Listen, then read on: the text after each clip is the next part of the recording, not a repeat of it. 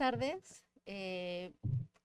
Agradecemos la presencia de cada uno de ustedes en esta mesa de diálogo que aborda el tema de la movilidad humana. Es una mesa de diálogo que nos quiere invitar a reflexionar sobre este derecho a la educación universal que a veces se ve vulnerado o violentado.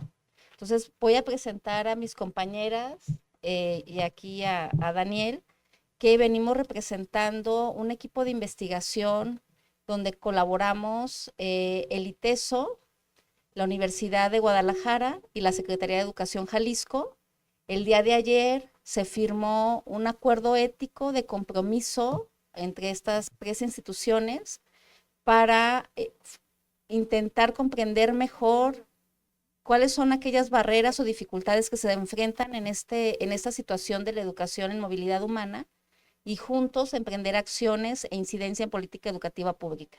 Eso es para nosotros un primer paso de visibilizar el tema y de pretender juntos incidir. Entonces voy a presentar, me acompañan Sandra Martínez, Alma Flores. Ellas son investigadoras de la Universidad de Guadalajara, que con Heriberto Vega y Evangelina Salinas y otros colegas están colaborando en este proyecto de investigación. De parte del ITESO estamos, Karina Arias, profesora en temas de migración y protección internacional, especialista en análisis legislativo y política pública. Está, aquí no la ven, pero sí se asoma, sí. Está Julia Magaña.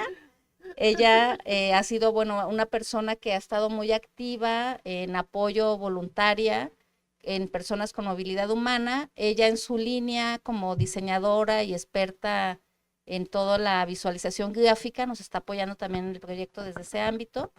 Y tenemos, otros estudiantes. Está Marisol Guzmán, del doctorado interinstitucional de educación, y ella también está apoyando desde el marco de educación inclusiva. Y para esta mesa de diálogo invitamos a través de las investigadoras Alma y Sandra de la UDG a dos personas que tienen experiencia en el tránsito como estudiantes migrantes.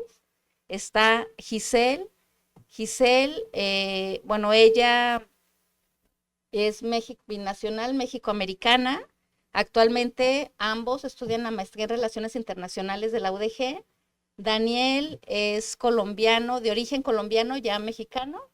Y pues ellos nos van a compartir también su experiencia desde la perspectiva de ser estudiantes y por qué han avanzado, ¿no? Me gustaría que iniciemos con una pregunta general sobre cuáles son las principales barreras y desafíos que se enfrentan en la población de movilidad humana para acceder a la educación. Me gustaría empezar, si les parece bien, con los estudiantes de la experiencia directa. Bueno, primero que nada, muchas gracias por la invitación y también gracias por la presentación. Un gusto colaborar en la medida de lo posible con la investigación de estas temáticas que a veces pasan por alto o que de repente es importante, ¿no?, para hacer el refuerzo institucional y dar las herramientas necesarias para poder trabajar este tipo de temas. Y dando ya respuesta a la pregunta, yo creo que de las principales barreras, la más grande barrera es la barrera burocrática con las instituciones. La verdad es que hay mucho desconocimiento de varias instituciones respecto a algunos trámites o algunas eventualidades a las que tenemos que pasar aquellos que somos binacionales, ya sea por naturalización o por nacimiento, al momento de ingresar a las instituciones de educación. Si bien en la educación básica se ha reducido bastante, digamos, estos problemas burocráticos, en lo que es la educación media superior y la educación superior siempre se ve más asentado. Hay muchos trámites que no son conocidos, hay muchos funcionarios que no saben lo que es una carta de naturalización, lo que es un acta de nacimiento realizada posteriormente al haber nacido en los Estados Unidos, etcétera. Entonces yo creo que lo principal es el desconocimiento burocrático y el cómo esto nos impide acceder, ¿no?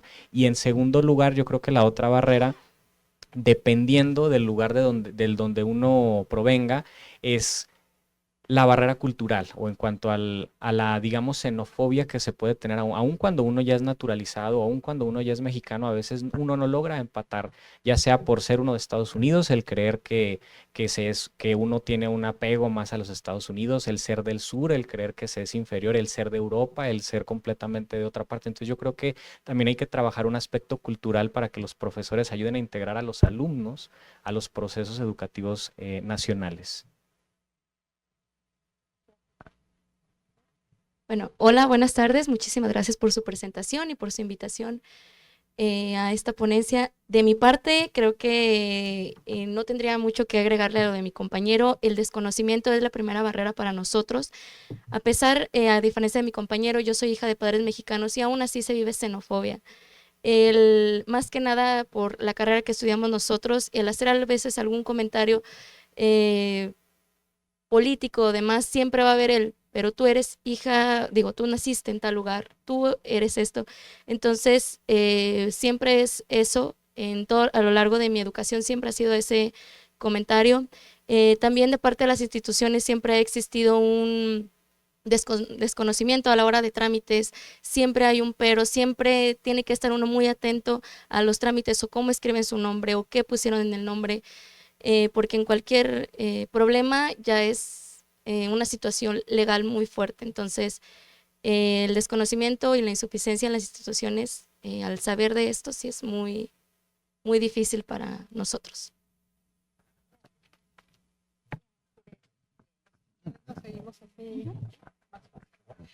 Bueno, pues primero sí señalar que pues la educación es un derecho, ¿no? Y ya incluso en la mañana hablábamos un poquito de esto y es un derecho garantizado tanto en la Constitución como en los instrumentos internacionales ratificados por el Estado mexicano. Entonces, si nos vamos como a la parte más legislativa, digamos, ¿no? Más legal, en realidad es un derecho que tendría que estar garantizado, pero en las barreras las encontramos ya en la práctica, ¿no? Muchas veces podemos irnos a la ley, la Constitución y todo está perfecto y el acceso universal a la escuela y ya en la práctica es donde encontramos ahí los retos, ¿no? Que yo tendría como estas dos divisiones de las cuales ya nos empezaban a hablar. Por un lado, toda la parte, digamos, administrativa de trámites, etcétera, y que tendría que ver primero con el tema de la identidad. Hay muchas personas, tanto extranjeras como mexicanas, que nacidas en el exterior, que no traen un documento de identidad, digamos, como el universalmente aceptado en México, que es la INE, ¿no? Y niños y niñas pues no tienen un documento de identidad. Entonces ahí también, ¿qué esfuerzos podemos ir haciendo para que otros documentos, como por ejemplo la matrícula consular, los mismos documentos migratorios que expiden, la tarjeta de residencia permanente o no, que sean válidos como para demostrar la identidad y que se pueda facilitar el acceso, los documentos que dan los consulados también que equivalen a un acta de nacimiento, ¿no? Este certificado de nacionalidad, por ejemplo. Después algunas cosas que tienen que ver con la revalidación de estudios, que también es bien complejo y muchas de las personas retornadas no tienen acceso a poder tener su tira de materias, por ejemplo, ¿no? Para iniciar esos trámites de revalidación. Entonces, por ahí, incluso algunas personas, por ejemplo, con CURP, que a las personas extranjeras les dan una CURP temporal o la CURP que dice nacidos en el exterior, o sea que trae una clave, también a veces es problema para que la acepten. Y el tema de becas, ¿no? Por ejemplo, ya a nivel de educación superior, muchas veces las personas extranjeras no pueden acceder a becas por ser extranjeras, ¿no? O sea, tenemos también ahí algunas políticas de que no se les dan becas a las personas extranjeras, pues encasillando como a todas las personas en un mismo costal de personas que tienen recursos económicos y que vienen a estudiar a México, ¿no? Entonces, ese es que podemos abundar un poquito más en estos temas. Y la segunda parte, que sería ya lo que son los obstáculos no administrativos, sino ya en la parte de lo que es de la integración, ¿no? Ya en la parte que tiene que ver con la hospitalidad, con incluso prácticas que incurren en la discriminación hacia los niños, las niñas, pero que eso se va elevando también en los diferentes niveles, tanto secundarias, preparatorias, incluso estudios profesionales. Esa discriminación, como el miedo al otro, ¿no? El rechazo, y que dificulta también los procesos de integración de las niñas y las personas que van ya incluso como adultos, digo 18 años, ¿no? A estudiar en las universidades. Y muchas veces también es por la falta de conocimiento, por tener otra cultura, hablar otro idioma, ¿no? En el caso de los niños y las niñas, mucho tiene que ver, por ejemplo, con no saber historia de México, ¿no? Pero pues no tienen por qué saberla si no estudiaron aquí. Entonces, hasta ahí lo dejaría ahorita. Gracias. Bueno, creo que, bueno, quienes me precedieron ya profundizaron o bueno, hablaron ampliamente sobre las barreras y los obstáculos. Yo agregaría dos condiciones muy concretas y la primera o la principal es visibilizarlos, ¿no? Sobre todo en las estructuras educativas, yo creo que ese es el principal problema, porque la mayoría parte de ciertos estereotipos que existen en torno al migrante y es lo que quieren ver en el aula, ¿no? Cuando son otras o son múltiples las condiciones que hay que reconocer en una persona que tiene esta condición. Entonces, para mí ese es un obstáculo, esa es una barrera que se tendría que atender. La otra tendría que ver con las habilidades, con las capacidades con las que se cuenta el profesor, el docente, el personal administrativo para poder atender a estas poblaciones, ¿no? Es decir, el hecho de que se puedan comunicar en español no garantiza que haya una comprensión de los contenidos. El hecho también de que esté atento, que esté callado, no significa que en realidad la persona se sienta parte del grupo. Entonces, es importante desarrollar habilidades en los distintos contextos, en este caso estoy hablando yo de las comunidades escolares, donde es necesario brindar herramientas a los profesores para detectar y atender las condiciones que se presentan, ¿no? Y el otro, a lo mejor ahorita se me acaba de ocurrir, tiene que ver precisamente con trabajar con las comunidades que reciben, ¿no? Karina ya lo mencionaba, pero a veces no solo es el profesor, el docente, sino es toda la comunidad con la que hay que trabajar. Entonces, en términos generales, creo que es la ausencia de programas, de políticas que puedan atender las diferentes caras o los diferentes elementos que componen el fenómeno migratorio, ¿no? No voy a repetir también porque puntualizaron muchas cosas, pero sí, quizás en términos específicos, una barrera también es el tema sí cultural, pero también creo que todavía nos falta avanzar en el sistema educativo mexicano en tener un enfoque de derechos, ¿no? Es decir, el partir que la premisa básica de un derecho como la educación pues es que no importa si luce de una forma o de otra, si habla un idioma u otro, si come una cosa u otra, ¿no? Si tiene las mismas pautas culturales o las mismas tradiciones o no que nosotras y nosotros, sino que estamos hablando de un enfoque donde se garantizan derechos y que eso, como ya lo mencionó Karina también, de pronto se pierde de vista y no solo en el tema educativo, sino en el tema en general, ¿no? Con las instituciones en México. Y por otro lado, también la barrera de la invisibilización de las poblaciones, pero además de esa diversidad de poblaciones, porque ahorita tenemos ejemplos de migración internacional, ¿no? En el caso de las familias de Daniel, de Blanca, que tuvieron una movilidad internacional, pero también hablamos de movilidad interna, ¿no? De personas mexicanas que van, que vienen, que están siendo desplazadas forzosamente por violencia, por crimen, de personas que van en busca de empleo a otro lugar, ¿no? Y que eso también de pronto queda, ¿no? Como digamos también dentro de la escala de la atención, queda todavía más abajo esa población que es una migración interna o la migración indígena, por ejemplo, y que por muchos años, y que creo que ahí tenemos una gran deuda todavía, ¿no? En cómo hemos, no en un proceso de asimilación, sino más bien de interculturalidad, ¿no? Este enfoque de interculturalidad e impulsarlo mucho más, pero eso, ¿no? Creo que hay todavía digamos una invisibilización mucho más de migración interna o migración más de otros lugares del mismo país, pero que en condiciones, como les decía, críticas como las del desplazamiento por violencia y que son realidades que ahora se nos están presentando con frecuencia y que tendremos también que atender o acompañar. Bueno, lo que vemos es como este sentido del derecho a la educación que pasa por el respeto a la persona, a su dignidad, y donde la educación es un medio no solamente para acreditarnos en algunas habilidades o competencias para integrarnos mejor en la sociedad, sino finalmente sí tiene que ver, sí decía, ¿no? Este derecho universal a la educación de calidad, visto desde la perspectiva que promueve la dignidad de la persona, el respeto a sus necesidades, que además la educación al menos se plantea desde un enfoque de socialización también, para que la persona se integre mejor en la comunidad a la que llega, pero también para que la comunidad a la que está llegando sea una manera en que también se enriquezca culturalmente y en este diálogo de saberes. Y en ese sentido, a mí me gustaría preguntarles a Daniel y a Giselle, cómo la educación o el haberse insertado en procesos de escolarización les permitió, les ayudó en su proceso de integración en México, en la cultura, en el barrio, ¿no? Lo que quieran compartir. Ahí está el micrófono. Bueno, yo diría que el proceso de integración fue mucho más fácil a partir del proceso educativo, ¿no?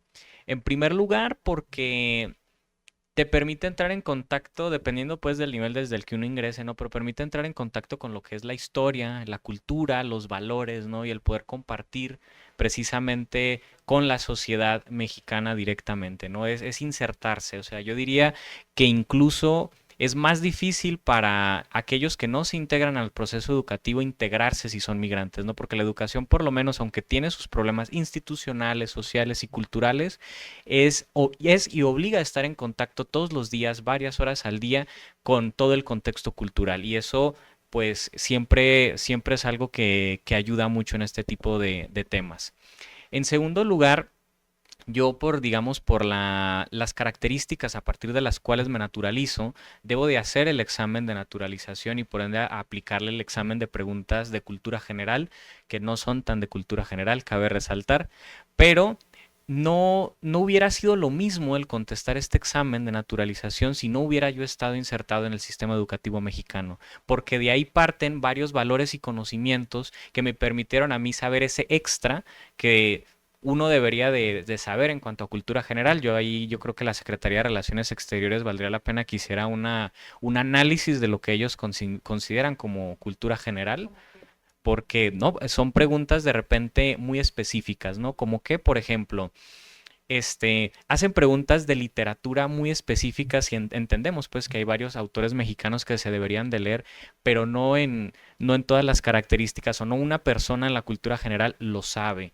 Hacen preguntas respecto a los nombres que tienen algunos, por ejemplo, de las montañas o relieves específicos en diferentes zonas del país, que a veces cuando son migrantes calificados o no calificados, pues realmente el saber cómo se llama una montaña en el norte o en el sur de México, pues probablemente no es algo que tengan en sus prioridades, ¿no? Y que creo que en general la población mexicana tampoco. Entonces, ese tipo de preguntas que también van a la historia internacional de México, y de hecho por mi formación internacionalista pude contestar esa pregunta respecto a, por ejemplo, preguntas sobre el hospedaje que tuvo aquí en México León Trotsky como refugiado. Entonces, son preguntas que de repente bueno, yo las sabía, ¿no? Por la formación que tenía, y ahí vuelvo con las ventajas que tuve con el proceso educativo mexicano, pero que una persona en general migrante, porque depende de por cuáles sean las razones por las que es migrante, no todo el mundo es migrante calificado, no todo el mundo es migrante para ingresar a las instituciones de educación superior, a licenciatura, posgrado. Entonces, no siempre se puede adquirir la naturalización al haber este tipo de preguntas que no son tan de cultura general, pero que claramente este refuerzo educativo pues es una ayuda impresionante.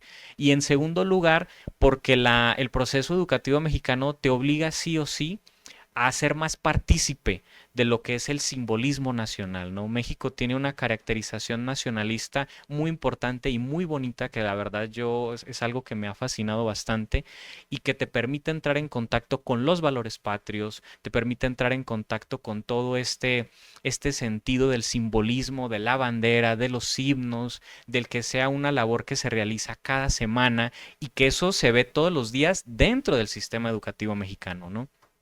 Entonces, el estar en este sistema te permite entrar en contacto todos los días con la cultura mexicana, con su historia, con sus valores, con las realidades. Y creo que ahí es donde entra el gran valor o la ayuda que puede tener este sistema, aunado a que cuando los alumnos entran en buen contacto con sus directivos o con sus alumnos, y eso es algo en lo que me gustaría dar nota, en cómo es importante que los profesores, los directivos de las escuelas primarias, secundarias, de preparatorias, del sistema de educación superior, puedan atender a estos alumnos y darles guía para vincularlos con el Instituto Nacional de Migración, con la Secretaría de Relaciones Exteriores, para que puedan tener más apoyo y más herramientas. Y creo que el sistema se los puede dar. En lo particular tuve casos en los que se me dio, en el que se me redirigió a las instancias correspondientes, al Instituto Nacional de Migración, etcétera. Entonces, si la Secretaría de Educación logra tener este enfoque y logra, digamos, apoyar esto, puede ser una maravilla y puede ser todavía una herramienta más. Bueno, en mi caso, a comparación de mi compañero, al ser hija de padres mexicanos, yo nunca tuve que vivir un proceso tal cual de integración, ya que todos mis niveles educativos han sido en México, así que podría decir que no tuve ninguna diferencia a nivel de otro niño mexicano. Sin embargo, dentro de todos estos niveles educativos, sí, los profesores, los docentes, no me han permitido tener una integración al 100% como yo quisiese. El que le hagan un comentario a una niña de 6 años, ¿de dónde eres? Y a mí siempre me han enseñado mis padres decir, soy mexicana, hija de padres mexicanos, me convierte automáticamente en mexicana. Y el que un profesor te diga, no, pero naciste en Estados Unidos, no eres mexicana. Desde niño te enseñan a que no eres de aquí, pero no eres de allá, porque allá también te lo niegan. Y ese es un shock cultural, un shock de identidad muy fuerte. Y el que vayas avanzando y el que te digan, bueno, ¿qué digo? Si soy de allá me escucho pretenciosa, si soy de aquí me están diciendo que es mentira.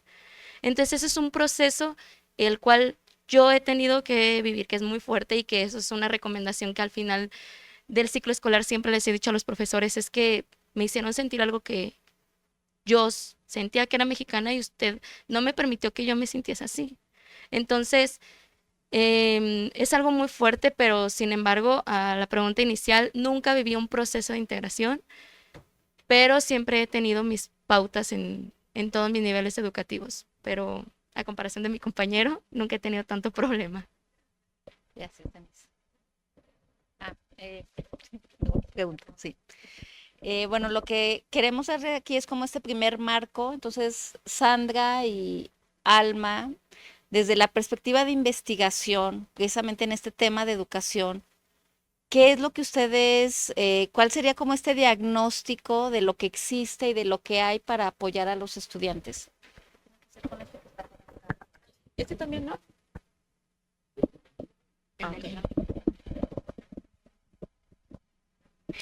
Bueno, en Jalisco se han hecho, como un estado históricamente migrante, se han hecho muchas investigaciones, ¿no? Hay personas que se han dedicado mucho a esto y de parte incluso el programa mismo de Binacional, ¿no? Es uno de los programas también que se ha dedicado a hacer investigación al respecto y quizás lo que vamos a comentar del diagnóstico pues va a ser muy específico y lo más reciente, digamos, al respecto es pues una, que tenemos personas, de nuevo, ¿no? La diversidad de la migración, tenemos personas de todos los continentes del mundo en Jalisco, ¿no? África, Asia, Europa, ¿no? Prácticamente todo el mundo ya tenemos personas que están viviendo en Jalisco y en el área metropolitana. A veces es un poquito más visible, pero en prácticamente todo el estado. Otra cosa, muchas de estas personas o no movilidades pues son precisamente en rangos de edades de niños, niñas, adolescentes y sobre todo en edades de productivas, es decir, personas que buscan trabajo, que están empezando una familia o que tienen en proceso consolidar una familia, ¿no? Entonces también son características muy específicas de personas que finalmente se van a insertar en los trabajos, en las escuelas, ¿no? Con necesidades muy específicas. Y en el tema de educación, bueno, pues hay todo unos hallazgos respecto a estas barreras, ¿no? Que ya hablamos y que efectivamente en la investigación también se han documentado, que la falta de un acta de nacimiento, de una CURP, de una identificación, ¿no? Puede obstaculizar el hecho de entrar a la escuela, la discriminación, ¿no? El acoso escolar que sufren también personas cuando no hablan español, por ejemplo, porque incluso, y Daniel seguro nos hablará de eso, incluso hablar español de otro lugar, no digo de América, de otro lugar del país, ¿no? Pensemos en las diferencias que tenemos de quienes somos o habitamos Jalisco con cómo hablan más en el norte, más en el sur del país, en el centro, ¿no? Del país. Esas diferencias del lenguaje también y de idioma son muy fuertes y más, ¿no? También, y no hablemos de un lenguaje como el inglés o de lenguas indígenas, ¿no? Que también personas hablando de eso, entonces hay otra barrera.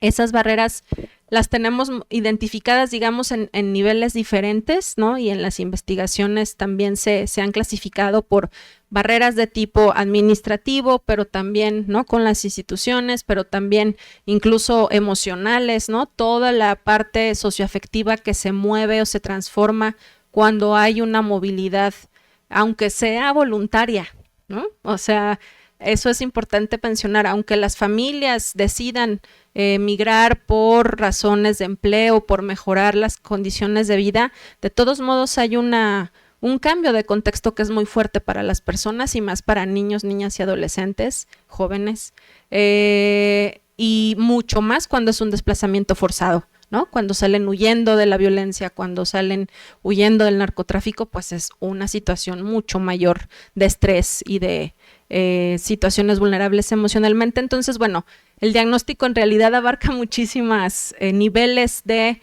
obstáculos y de desafíos, digamos, en cuanto a la atención de población migrante, y por eso creemos que justo el espacio escolar es un espacio prioritario para poder acompañar a las personas en estos procesos, no solo asegurar que entren a la escuela, ¿no? Porque eso es el primer paso que tendríamos que estar haciendo, sino cómo acompañamos esos procesos emocionales, familiares, comunitarios, ¿no? Las comunidades, claro que cambian cuando llegan personas de otra cultura, con otro idioma, con otras tradiciones. Entonces, bueno, ese es un poco el diagnóstico que hemos hecho y, bueno, Alma va a complementar.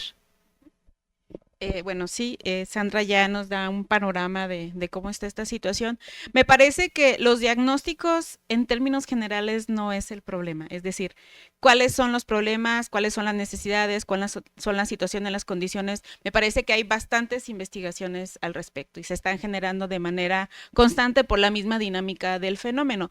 Yo creo que el reto es ¿para qué estamos haciendo estas investigaciones, ¿no? Es decir, yo creo que la gran necesidad es poder hacer incidencia, poder hacer intervención, poder generar políticas o implementar, reglamentar las leyes que existen para poder atender a estas poblaciones, ¿no?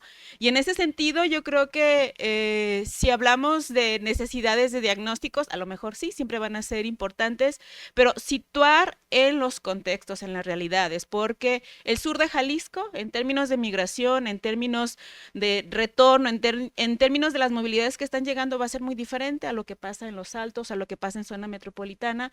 Y no estoy hablando, o sea, de relativizar el fenómeno, sino de entender las particularidades para que sean más efectivas estos estudios, estas investigaciones y poder hacer acciones que realmente vayan al fondo a atender las situaciones y las necesidades de las personas, ¿no? Esa Eso creo que es lo que puedo decir. O sea, los datos están afortunadamente, con relación a la identificación, tenemos instituciones que de manera permanente están identificando a las poblaciones, pero una cosa es el dato y otra cosa es las realidades que viven las personas. Gracias. Y veíamos que muchos de estos datos o barreras se tienen identificadas y que lo que se ve en un nivel educativo en el que tienen mucha experiencia Alma, Sandra, este equipo de la Universidad de Guadalajara en educación media superior, pues ahora al mediodía que hubo una mesa con educación básica, pues se veía que son las mismas problemáticas, las mismas barreras del poco tiempo a veces de los profesores para conocer a los estudiantes, esta invisibilidad de quizá no darse cuenta de dónde las trayectorias migratorias de estos estudiantes y más aún de adaptar los contenidos de manera pedagógica a las necesidades y a las diferencias, ¿no? Entonces, bueno, estas que han salido parece que son una constante y a mí me gustaría también, Karina, que nos compartas desde la organización no gubernamental en la que ella también participa, que es el Grupo de Identidad y Educación, y me llama la atención el nombre. Me gustaría que nos explicaras así rápidamente qué es esta organización y qué apoyos brinda, porque justo lo que nos decía Giselle, ¿no? Cómo esta doble identidad se convierte en un proceso excluyente, ¿no? Cuando podría ser visibilizado como una ventaja cultural. O sea, alguien que tiene acceso a dos dimensiones culturales y que por su sensibilidad bicultural puede reconocer en ambas culturas pues aportes y diferencias y complementos, ¿no? Y escuchando a Giselle y que la tengo aquí a un lado, pues sentía yo este sufrimiento por el que ella pasó, ¿no? En esta sensibilidad de verse excluida, de pareciera que tenía que luchar en ella en construir entonces quién soy. Si no soy mexicana aquí, y si yo digo en Estados Unidos que soy americana, pues también pues te ven con rasgos y con padres mexicanos, pues tampoco eres, ¿no? Entonces, bueno, Karina, te dejo la palabra.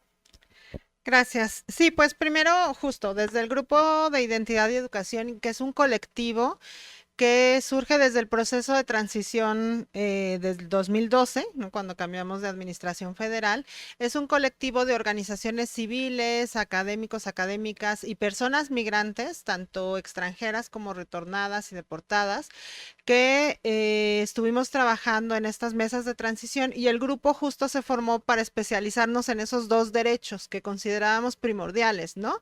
El derecho a la identidad y a la educación. El derecho a la identidad como un derecho finalmente puerta o puente, como se le llama, porque al final, o llave, porque cuando tienes acceso a un documento de identidad, digo, más allá de la identidad cultural y de esta identidad que puede entrar en choque muchas veces, la identidad jurídica de una persona puede determinar si accede o no a la educación, a la salud y a muchos otros derechos, ¿no? Entonces, de entrada por ahí, y ahí, por ejemplo, mucho de lo que se ha visto desde el grupo, desde las propias personas migrantes, y por eso es interesante también estas dos visiones que tenemos acá, porque muchas de las problemáticas son compartidas. O sea, lo mismo pasa a una persona, niño, niña, extranjera al llegar a México que una persona retornada al llegar a México, cuando traen otra cultura, hablan otro idioma, no tienen un documento de identidad. O sea, muchas veces las personas extranjeras no viajan con un documento de identidad, no les es posible sacar un pasaporte, por ejemplo, sea por el costo o sea porque vienen huyendo de su propio país, entonces no pueden tener acceso a ese documento. O, por ejemplo, en el caso de las personas retornadas y deportadas, México que promueve tanto el tengan su matrícula consular, y de pronto llegan a México y la matrícula consular es como la tarjeta del SAMS, o sea, no les sirve para nada, ¿no? Entonces, es bien complejo esa situación y a veces hasta la propia INE que dan los consulados no la aceptan en México, o los pasaportes emitidos en consulado no se aceptan en México como un documento válido. Entonces, de ahí, ¿no? Como todo lo que tiene que ver con esa parte de la identidad y que choca muchas veces con la posibilidad de entrar a una educación, o tenemos desde hace ya años en Chiapas, por ejemplo, niños y niñas que ingresan a la escuela, o sea, no se les niega el derecho, pero llegan a sexto de primaria y no pueden tener un certificado, porque no hay un documento de identidad que el gobierno les admita como válido. ¿no? Entonces, y ahí pues o se truncan o siguen, pero finalmente pueden tener hasta una preparatoria de oyentes, porque no hay un certificado, ¿no? Que se les pueda dar por parte del Estado mexicano. Y la otra cuestión también que tiene que ver con la parte de acceder, como ya les empezaba yo a decir, este tema, por ejemplo, de becas o incluso en instancias de educación pública, donde por ser una persona extranjera, ¿no? Se les cobra una cuota. Y que muchas veces las personas que vienen huyendo de sus países, las personas que salen por motivos económicos, pues no pueden pagar esa cuota que es casi como de una universidad privada, ¿no? O incluso, por ejemplo, en el ITESO tuvimos algunos casos que de entrada era un no, porque eres una persona extranjera y cuando se le explica, entonces ya de, a ver, pues sí, pero es una persona extranjera que salió por una situación política en su país, que no tiene recursos, que no puede, entonces sí ya se accede a una beca, pero justo el objetivo del grupo de identidad y educación del GIE es cómo vamos haciendo que este tipo de casos sean solucionables de manera institucional, o sea, que no sea la persona que de casualidad se encontró a alguien que le ayudó o la persona acompañada por su comunidad o, digo, en el caso de las personas retornadas, por ejemplo, que sí forman una comunidad y se acompañan, o en el caso de las personas venezolanas que también tienen una comunidad y se acompañan, sino que fuera algo como mucho más orgánico y natural, ¿no? Y que entonces no sea solamente la persona que tiene acceso a un acompañamiento la que pueda acceder a un derecho que ya dijimos desde el principio que estaba universalmente garantizado en México, ¿no? Entonces eso es mucho de la parte de incidencia y que sale de estos diagnósticos, ¿no? Que decías tanto de academia como de los propios diagnósticos de la población y que pretendemos ir un poquito más allá, ¿no? Hacia la incidencia en ese sentido y también pues hacia la incidencia de estas como lo que les decía, como esta institucionalización de esas buenas prácticas, ¿no? Por ejemplo, aquí mismo en el Cerro del Cuatro, pues la escuela no ha tenido problema, ¿no? Las niñas van, los niños van, ingresan, tal, pero porque hay una buena relación con el padre, porque el albergue está ahí, ¿no? Pero no podemos decir que es una situación generalizada. Entonces, ¿cómo vamos trabajando para pues para ir hacia allá, ¿no? Encaminando esta parte y yo creo que ahí, sobre todo lo que hacemos desde el GIE también y las organizaciones más particularmente que atienden casos, pues es esto, ¿no? Como cómo vamos haciendo de esos casos particulares estrategias más generales y más globales para ir avanzando en el acceso a la educación, ¿no? Que justamente se traduzca en que, digo, ojalá, ¿no? Y siempre cuando hablamos de organizaciones civiles decimos, pues ojalá no tuviéramos que existir porque estamos realmente ayudando a que la gente acceda a un derecho que no tendría que ser ayudado, sino que naturalmente la gente tendría que acceder a la educación, ¿no? Entonces, bueno, un poquito como para ir por ahí, ¿no? Como en esa parte y también, bueno, hacemos algunas actividades de sensibilización y de capacitación tanto a las propias poblaciones migrantes, ¿no? Como decirles, bueno, pues sí hay que empujarlos, si es tu derecho, no te rindas, ¿no? O sea, sí hay que estar ahí, como con las propias profesores, profesoras, directivos de escuelas, ¿no? Porque muchas veces también es, pues, desconocimiento o miedo a lo desconocido, entonces también trabajarle por ahí creo que es muy, muy importante. Incluso hasta con las áreas administrativas. En el ITESO lo que hemos hecho, por ejemplo, ahora desde el año pasado es empezar a trabajar en unos talleres de sensibilización, no solamente a los directores de carrera o a los profesores y profesoras, sino incluso al área de becas, al área de admisiones, o sea, todas las áreas administrativas que son muchas veces la primera puerta de entrada a una persona a la educación, ¿no? Y que incluso ahí se pueden ver las primeras barreras y muchas veces hasta porque la CURP de una, no sé si saben, pero la CURP nuestra pues es como naranjita, ¿no? Y la CURP de una persona extranjera es verde. Entonces, hasta de entrada decir, pues este documento, porque es diferente, no sé si es apócrifo, no sé si lo puedo aceptar, decir, no, pues sí es válido, solo que hasta en esas cosas hacemos esa diferencia entre personas mexicanas y extranjeras, ¿no? Entonces, ir entendiendo como esa parte, creo que es pues parte de ir también empujando a cambios mayores. Y perdón si me extendí. No, está bien. Okay. Sí, es el espacio aquí de diálogo, no estamos midiéndonos tanto.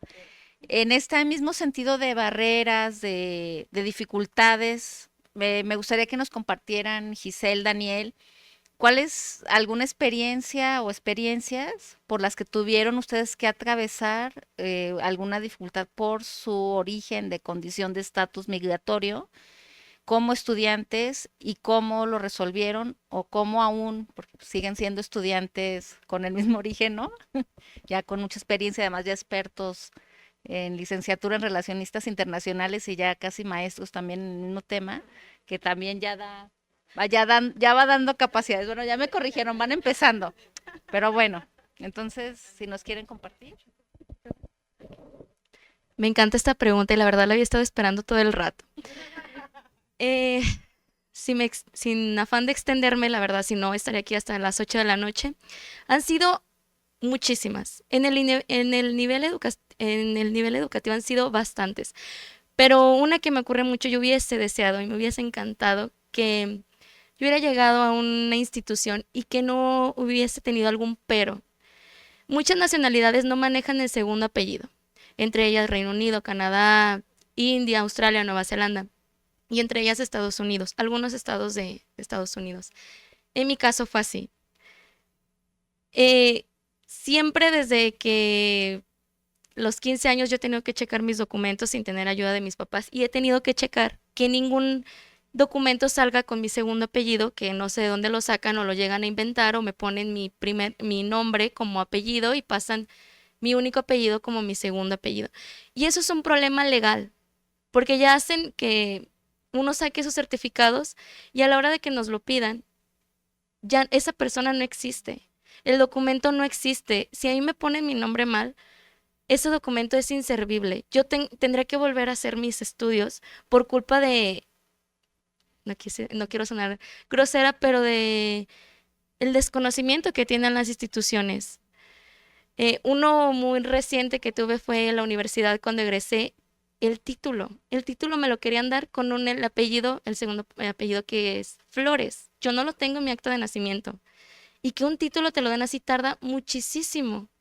Es un trámite, sin tener problemas tarda 6 meses. Ahora al tener problemas me iba a tardar hasta 1 año. Si yo no hubiera estado ahí de que déjenme checarlo, por favor, a ver cómo escribieron el nombre, chequen bien mi acta de nacimiento porque eso es un problema muy grande. No me iban a dejar tramitar mis trámites de la maestría. Entonces nos atrasan.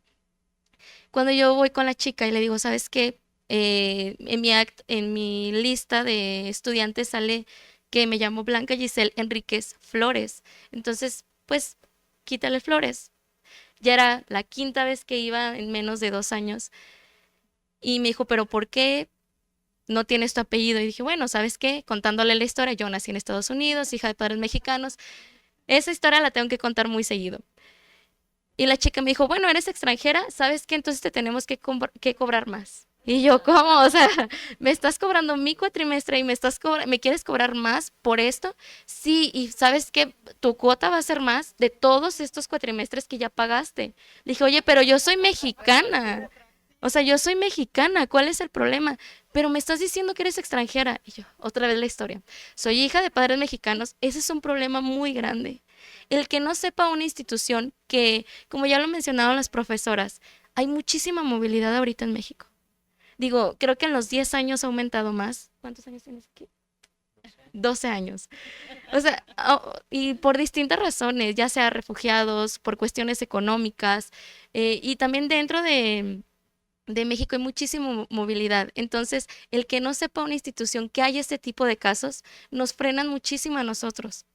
Y no, bueno, en problemas legales ni les cuento cuántos problemas he tenido por este tipo de cosas insignificantes, y son detalles que, como ya lo mencionó la profesora, son muy grandes. O sea, es una cadenita que, ya, ¿qué les digo? Me voy a extender. Ahora, en cuestión de integración, me llama mucho la atención que hacen mucho hincapié en los docentes. Para mí, mi problema de identidad cultural ha sido ese, los docentes, el que no me hayan permitido soy mexicana, no, tú eres nacida allá. Al final terminé diciendo que yo era de la región de Los Altos para no tener ningún problema, porque me dijeron, no eres de aquí, no eres de Guadalajara, tú naciste en otro país. Y yo, bueno, pero soy hija de... O sea, siempre mis papás hasta eso me han inculcado tú eres mexicana, por nosotros. Naciste allá, tienes ganancias, tu pasaporte, vas y vienes, que han sido muchos contras, ¿verdad? Más por la carrera que estoy estudiando. Digo, por la maestría y por la carrera que estudié siempre he tenido muchos contras. O el simple hecho, que esto es algo que lo vamos a ver hasta ilógico, pero el que te diga un profesor de inglés, bueno, pero a ti ¿para qué te enseño? Tú ya sabes el inglés. Me vine a los 5 años. O sea, no sé al 100% inglés, no sé al 100% español. Y se me ha complicado mucho porque el decir, bueno, tú eres inglés y se te complica no nada más en primero, segundo y tercero de primaria, es toda la vida. Que te digan o que te excluyan de esa clase, tú ya sabes, a ti ya no te explico. Bueno, se me olvidó, o sea, un niño que apenas está aprendiendo a hablar correctamente, se olvidan todo ese tipo de cosas. El que, bueno, ya seré extenderme, pero sí, son ese tipo de detalles que nos han causado problemas no una, ni dos, ni tres veces, es toda una vida. Y el que nos generen problemas de identidad o no shock culturales, pero problemas de identidad muy fuertes, que hasta la fecha, como ya lo mencioné, yo he tenido que decir, soy de otra región, por mis padres, pues por todas las pautas que me han puesto. Y el checar también cada documento, cada cosa que nos dan, el que no esté incorrecto, o por ejemplo, ahorita tengo el problema en la institución, que yo tengo que poner el no aplica mi segundo apellido, y me dicen que mi apellido Na. Y yo, es que, ¿cómo? Entonces, sí, así, o sea, son problemas. Ya fui a checar y no, es que aquí en la plataforma sí está muy bien, en el sistema está bien. Y yo, sí, pero en la lista de alumnos salgo con ese apellido. Entonces es como, pues, muy complicado. Y es un proceso que lo he tenido que vivir en todas las instituciones educativas, ya en pública, privada, en cualquiera. Entonces creo que es un problema en general. Gracias. Bueno, yo la verdad es que no puedo más que suscribir todo lo que se dice porque la verdad es que, o sea, todo es una cuestión muy burocrática, ¿no? O sea, con el tema del ser migrante es muy administrativo y la verdad es que, pues las experiencias yo creo que hay muchas, o sea, yo creo que incluso muchas que uno no pudiese saber del todo. ¿Qué me ha pasado a mí? Bueno, en primer lugar, yo me registré en la CURP, que para empezar, primero es un tema cuando uno va al ayuntamiento, ¿tienes derecho a CURP o no tienes derecho a CURP? Y entonces es llamar a un montón de personas de las cuales ninguna tiene la respuesta y al final pasa una de dos cosas, o te dicen vuelve otro día o te registran como pueden. Y entonces eso me pasó a mí me hicieron la CURP como pudieron. Y como pudieron, pues salió mal.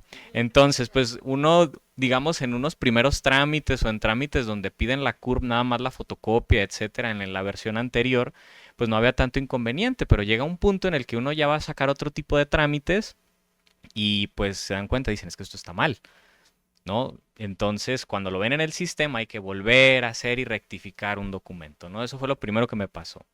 En segundo lugar, durante toda mi experiencia educativa yo he tenido la oportunidad de participar en diferentes eventos, concursos, programas, en los cuales era un reto poder participar, ¿no? Unos porque hay unos en los que no se puede participar si no se es mexicano. Otros en los que no se puede participar si no se es mexicano de nacimiento, ¿no? Y tener que explicar, así como dice mi compañera, este tipo de diferenciación, o sea, explicarle a una persona, yo soy mexicano por naturalización, pues eso con qué se come, qué es naturalización, y es explicar pues una cuestión que uno, pues bueno, dado el trámite que uno realiza, uno comprende, pero la gente no sabe qué es ser mexicano naturalizado, ¿no? O entender que existen diferentes modalidades, ¿no? Por ser hijo de padres, por matrimonio, por provenir de un país de Iberoamérica, por estancia, por negocios, bueno, existen muchas categorías de nacionalización o de naturalización, que es como lo maneja la Secretaría. Entonces, el explicar eso ya era una temática, ¿no? Y el saber si yo podía participar o no en concursos, en becas, era toda una problemática, ¿no? Y yo creo que finalmente llega un punto en el que uno lleva tanto tiempo en el país que ya es como de, bueno, ¿por qué no puedo participar en un concurso de oratoria, no? O sea, yo entiendo que hay cosas en las que probablemente por un tema de impuestos, de identidad, etcétera, pues es posible que uno no pueda participar, pero pues en un concurso de oratoria es como de, ¿por qué no? O ¿por qué? o hay ciertas categorías en las que uno ya no puede entrar a participar por esto, ¿no? A pesar de que uno ya sea naturalizado, ya no hablemos de migrante, ya no hablemos de residente permanente, hablemos de ya ser mexicano naturalizado. Entiendo que hay cargos públicos que no se pueden ocupar y entendemos la naturaleza de ese surgimiento, pero pues hay cosas en las que considero que debería haber cierta flexibilidad en cuanto a concursos, programas, dinámicas de participación, ¿no? Otras cosas que me han pasado es justamente lo que mencionaba la doctora, o sea, yo tengo una carta de naturalización, que es un documento muy poco conocido, es como un acta de nacimiento, más o menos del mismo tamaño, color verde, un documento que todo el mundo desconoce, nadie sabe qué es eso, nadie sabe para qué funciona, y finalmente se vuelve bastante complejo el andar con un documento que nadie sabe qué es o para qué funciona, ¿no?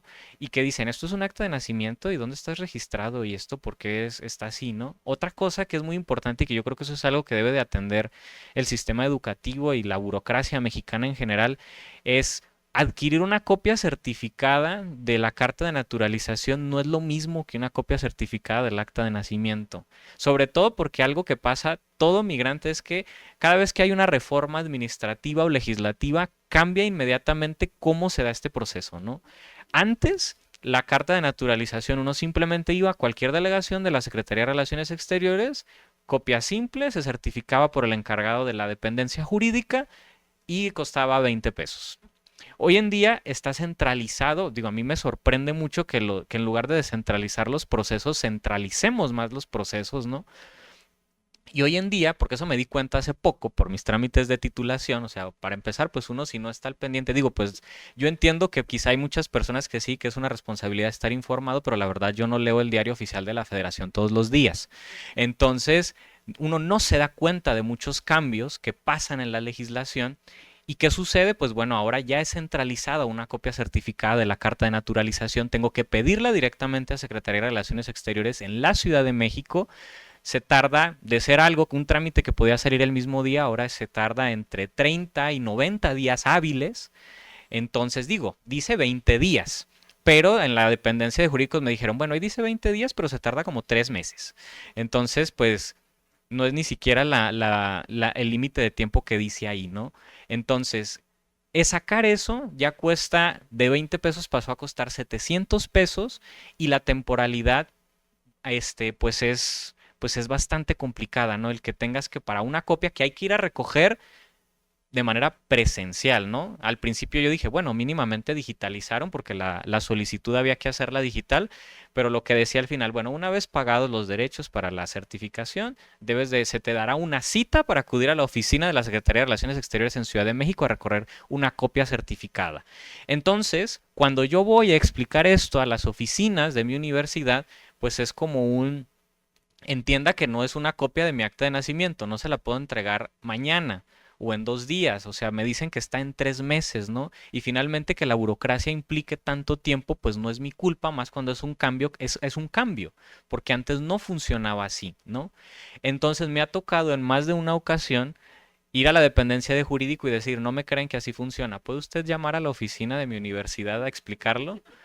Y entonces tengo que hacer claro que es otro tema, ¿no? El ir a enfadar a alguien de la administración en la Secretaría de Relaciones Exteriores, a decirle, por favor, puede llamar a esta oficina a explicar que esto funciona así, o me puede dar una carta o algún comprobante. Le dije, porque no tengo una forma en explicar, este trámite no funciona así, no lo puedo hacer así, ¿cómo hago, no? Entonces, el tener esas limitaciones burocráticas que han pasado de miles, pues es lo que dificulta. Entonces yo creo que es un tema de mucha concientización de cómo funciona. Yo creo que también es un tema de mucha flexibilidad, porque yo creo que las instituciones requieren eso, flexibilidad con los estudiantes que tienen que pasar por mundos burocráticos distintos, que requieren otro tipo de tiempos, que requieren corregir este tipo de documentos, ¿no? Aparte, pues luego, pues 1000 experiencias más les podría contar, pero yo creo que las más entretenidas y las que más me han hecho aprender de la burocracia han sido precisamente las documentales, ¿no? Las demás, pues es un tema, como dice Blanca, de contarle la historia de vida a una persona y contarla de una manera muy agraciada, porque uno cree que empatizando en la historia y contándole de una forma más bonita a la persona, pues va a atenderte de una mejor manera, ¿no? Pero es explicar y comprender y siempre es esta dinámica en todos los espacios, en todos, en todos. Porque incluso en la Secretaría de Relaciones Exteriores, déjenme decirles, si uno llega y uno pregunta por este tipo de trámites, pues siempre el primer contacto en el ingreso y todo es, bueno, yo me encargo de pasaportes, ¿no? Entonces, ¿eso con quién es? Entonces, hasta que uno aprende que tiene que preguntar por la dependencia de jurídico, uno sabe a dónde ir, porque las primeras veces es, viene por su pasaporte, no, vengo a otra cosa. Y entonces es otra vez, oiga, este sujeto viene a una cosa de una carta de naturalización o viene por una certificación de este tipo, ¿eso dónde es? Y otra persona que se queda en blanco y va a buscar a otra persona hasta que finalmente sale cuál es la oficina a la que uno tiene que ir, ¿no? Entonces, si así mismo funciona la propia Secretaría de Relaciones Exteriores, pues ¿qué nos puede deparar en otras instituciones donde esa formación pues no es obligatoria, ¿no? Pues no puedes culpar a la recepcionista de tu escuela por no saberlo. Más bien es un tema de por qué la Secretaría no educa sobre estos procesos o sobre estos documentos. Gracias, pues parece divertido, pero seguro no lo es, ¿no? Sino que esta parte que ustedes bien relatan, pues nos orienta a la necesidad de informarnos, de sernos corresponsables con quien estamos interactuando desde el lado de los profesores, con el estudiantado, también para nosotros también tomar esa responsabilidad de orientar, porque me puedo imaginar a alguien que llega sin tener mayor red familiar o de amigos a otro país, que además no sabe, ni tiene idea, ni tiene por qué saberlo de dónde están las instituciones de apoyo y nosotros qué hacemos para orientar también. En ese sentido, me gustaría preguntar al equipo de investigación, Alma y Sandra, desde los resultados de investigación, los propios y los que han ustedes también revisado, ¿qué ajustes se enuncian como necesarios para garantizar el derecho a la educación a la población en movilidad humana? Bueno, yo creo que de entrada en las investigaciones, en lo que hemos revisado, esto es lo primero que resalta, o sea, como el tema administrativo, el tema burocrático es de los primeros asuntos que impacta el proceso educativo, ¿no? Y que va desde el ser considerado extranjero por una cuestión jurídica, por una cuestión a veces donde la familia no tiene para hacer el trámite de regularización o hay alguna condición en particular. Y en las escuelas, bueno, particularmente media superior y superior, que es donde nosotros hemos enfocado los estudios, son considerados extranjeros y eso implica una mayor cuota de pago y al no tener esa condición, pues lleva al abandono, ¿no? El otro asunto, pues tiene que ver con, otra vez, una cuestión de ingenierías en la parte administrativa, lo que ya mencionaba esta Giselle, que yo le digo Blanca, porque también es blanca, tiene que ver con el sistema no te deja avanzar si tú no metes el segundo apellido. O sea, por fuerzas tienes que indicar un segundo apellido y son unas cuestiones que sería fácil solucionar. Es una cuestión también de deshabilitar, ¿no? No sé. Es decir, hay cuestiones técnicas que podrían solucionar varias de las problemáticas que enfrentan los estudiantes, ¿no? Esto tiene que ver con esta cuestión de sistemas, pero que no hemos bajado, no hemos aterrizado toda esta discusión porque no está visible el tema. Es decir, para otros no ha sido un problema, ¿no? Porque no lo entienden, porque no se han acercado, pero todo el problema le queda a la familia, le queda al estudiante, ¿no? Otra cuestión administrativa tiene que ver con los indicadores que se utilizan o que se tienen en los distintos sistemas de control escolar, pues simplemente para visibilizarlo. Solo tenemos dos variables, por ejemplo, en control escolar de UDG, que es lugar de nacimiento y la escuela de donde proviene, siendo que puede haber más indicadores que te permitan detectar poblaciones que tengan alguna condición de movilidad. Por ejemplo, en el caso de los que se fueron pequeños a Estados Unidos, que toda su formación académica es Estados Unidos, al regresar, o sea, no hay un indicador, no hay una variable en el sistema de control escolar que identifique esta condición. Hablando de temas estructurales, ¿no? En el campo pedagógico, en el campo académico, por supuesto que hay muchos más retos todavía, ¿no? Que casi la mayoría tiene que ver con cómo acompañar, cómo atender estas pérdidas socioemocionales, estas pérdidas que tienen los estudiantes que dejan cosas, que dejan personas, que dejan hábitos, y cuando llegan acá también se enfrentan con situaciones diferentes, y tampoco la estructura educativa está preparada para atender ese tipo de situaciones, ¿no? Ya no digamos en el tema de la lengua, ¿no? O sea, la mayoría de los profesores no estamos capacitados, habilitados para hablar, ya no digo inglés, digo, otras lenguas que también están, de personas que están llegando a nuestras aulas, ¿no? Entonces, sí, yo creo que tiene que ver, son distintos rubros, es el tema pedagógico, es el tema socioemocional, es el tema administrativo, y al final todo creo que se reduce a una falta de política pública, que realmente atiende las distintas aristas que impactan la educación por el tema de las movilidades, ¿no?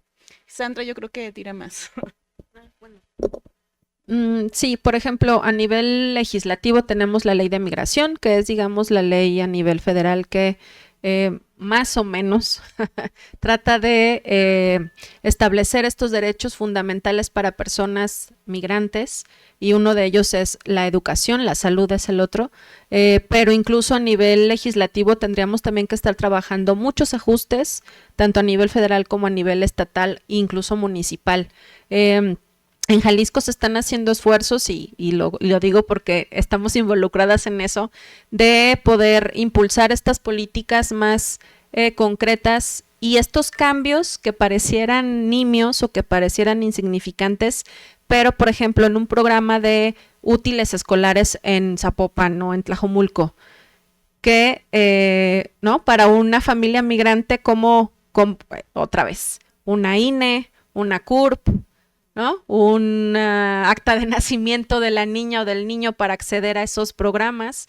Entonces, hay cosas realmente que podrían, digamos, modificarse de manera muy sencilla en estos niveles en estos órdenes de gobierno, y que permitirían ampliar precisamente la garantía de derechos para niñeces, adolescencias y en general para población migrante, y que estamos justo trabajando en identificar cómo hacemos que la barrera administrativa no viole derechos humanos, ¿no? Que es lo que finalmente estamos viendo que sucede. Entonces les digo, no, digamos a nivel federal, por supuesto, hay pendientes de la legislación. A nivel estatal también tenemos una ley de protección y atención a personas migrantes que también tiene ahí bastantes cosas que ajustar, pero digamos podríamos empezar por estas cosas que requieren solo de una aprobación en un cabildo para quitar o para ampliar, ¿no? El que reconozcan las cartas de naturalización, el que reconozcan una matrícula consular, el que pueda la gente, por ejemplo, la gente que ya tiene el estatus de refugio en México, es lo mismo, ¿no? Llegan con su tarjeta, con su documento de refugiadas, refugiados, y dicen, no, pues eso quién sabe qué será, señora, ¿no? O sea, no, esto a mí no me sirve. Y les hablo de que estamos hablando, claro, de temas que parecieran graciosos, pero hay familias que no pueden registrar a sus hijos nacidos en México por no tener una identificación que les acepten, ¿no? Y imagínense, ¿no? Negar la identidad y negar un registro de nacimiento a un niño o niña que ya es mexicana porque nació en México, ¿no? Esa escala, digamos, ¿no? La gravedad también de las situaciones que se pueden presentar en esta lógica. Entonces, sí, hay ajustes que se pueden hacer en las instituciones que en realidad son muy sencillos, que no implican ni meterse con contravenir leyes o darle dinero a alguien, ¿no? Porque eso luego también es lo que dicen, no, a ver, vamos a hacer una modificación y de dónde va a salir para atender. No. Son cosas, ¿no? Que ni siquiera son que necesiten presupuesto o que necesiten dinero, sino estos cambios, ¿no? Muy, muy sencillos a veces, pero que marcarían la diferencia para las personas migrantes en contexto de movilidad en muchos servicios, en muchos derechos, y bueno, es también parte de lo que, la incidencia que hacemos en otros espacios institucionales para ir tratando de que eso pues se transforme. Iba con ustedes. Antes de pasar a la última ronda, que son recomendaciones, a mí nos gustaría saber quiénes nos están acompañando y abrir el diálogo y que juntos pensemos en estas recomendaciones. Creo que si están aquí, estamos aquí, es porque todos tenemos una vivencia o una expectativa y también alguna propuesta que compartir. Entonces, bueno, maestra, pues, paso. Si nos dice su nombre, ¿de dónde viene para que nos siguen analizando? Hola, Carmen Alfaro, coordinadora de control escolar de educación básica. Bueno, a mí me gustaría hacerles partícipes de algunos cambios que hemos tenido a nivel administrativo a partir de una nueva plataforma que se abrió desde el ciclo escolar 2021. Ojo, yo solamente estoy hablando de los niveles de preescolar, primaria y secundaria. Sí.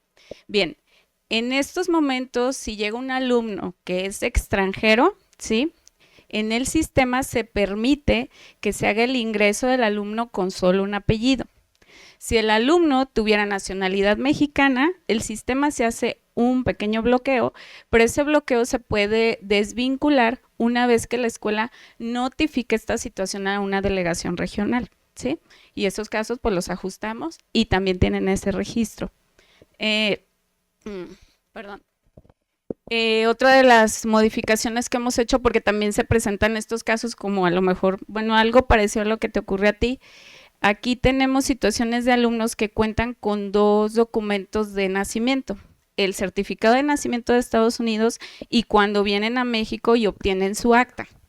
A veces, ahora yo les comento la parte administrativa, nos complican mucho cuando los papás dentro del registro civil mexicano toman la decisión de registrar los 2 apellidos del niño, que es un derecho para un mexicano, ¿sí?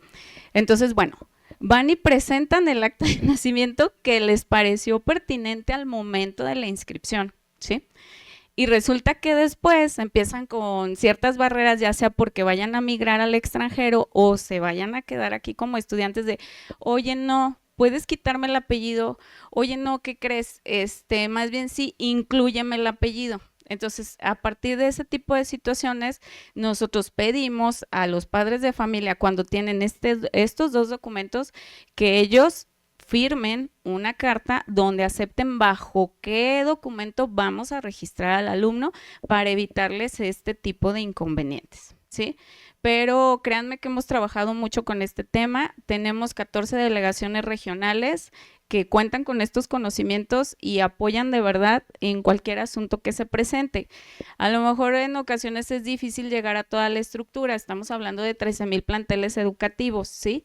Pero sin problema yo les comparto mi correo institucional y cualquier tema que se llegue a presentar a nivel de educación básica, nos lo turnan y vemos la manera de que se integre al alumno. Porque hay otras barreras también. Oye, el niño llegó sin un documento de identidad, no importa. El niño tiene que ser registrado y para eso hay otro formatito que firman los padres de familia donde ellos nos van a dar los datos bajo los cuales vamos a registrar a este niño. O bien llegó sin un antecedente académico. Bueno, vemos la manera de determinar cuál va a ser su ubicación y sobre ello hacer el registro, ¿sí? Entonces, bueno, esa es la parte que yo les comparto en lo que se ha trabajado desde Control Escolar de Educación Básica, ¿sí? Bien. Sí. Pues, ¿iba a pasar el micrófono? Sí. Gracias. Si nos ¿Alguien más comparte. quiere hacer algunas preguntas?